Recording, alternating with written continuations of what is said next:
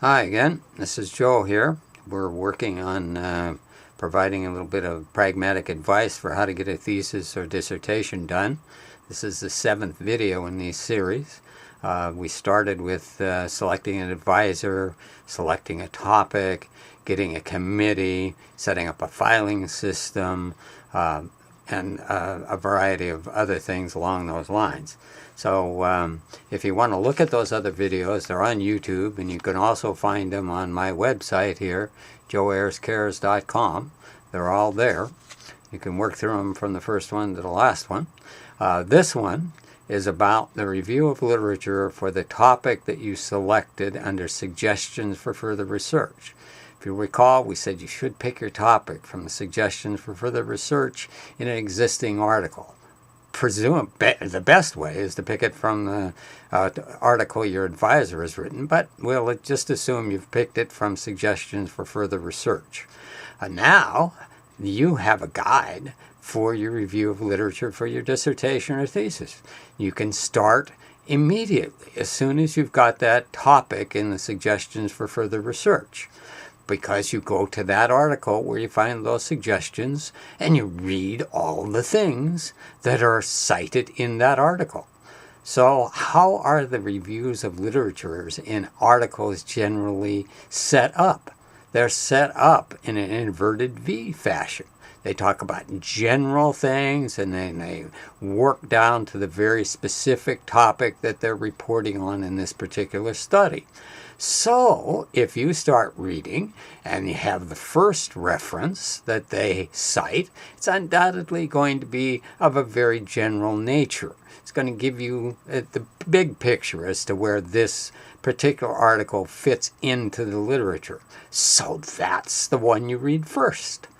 And you take good notes and you set up your filing system the way we said in the last one. I would set up a separate thesis or dissertation file, but you might mix it in with your regular file. That's up to you and your particular preferences. But now we're rolling along. We're getting the literature under our belts for the particular topic that you have selected. And it's spot on literature. You get the broad picture and you work down to this specific topic they researched here. And that specific literature that they cite in this particular article is spot on for your suggested research, their suggestions for further research. So once you've read all of those articles, and usually it's quite a few, you should be noting as you go along, reading those articles that weren't cited in the article that you read. And note all of those, because you're going to read all of those as well. And then, when you've read all of those, you're going to look at the literature that's come out since this article was published, and you're going to read all of that.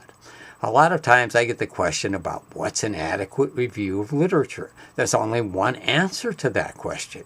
You have to read everything that's germane to your topic. Yep, everything. Absolutely everything germane to your topic. That's why you're starting early in graduate school. You got your topic right off the bat, and now you're reading, and you're getting the literature under your belt.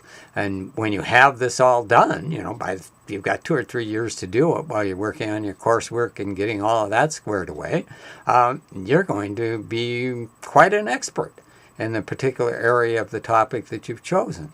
So that's how you do a review of literature. You start with the get a topic from suggestions for further research, go to that article and read all the things in that article, note all the things then in the articles that you're reading that weren't cited in that article, read those, and then look at all the literature that's come out since then and read all of that. It should keep you busy for a while until we get to our next topic.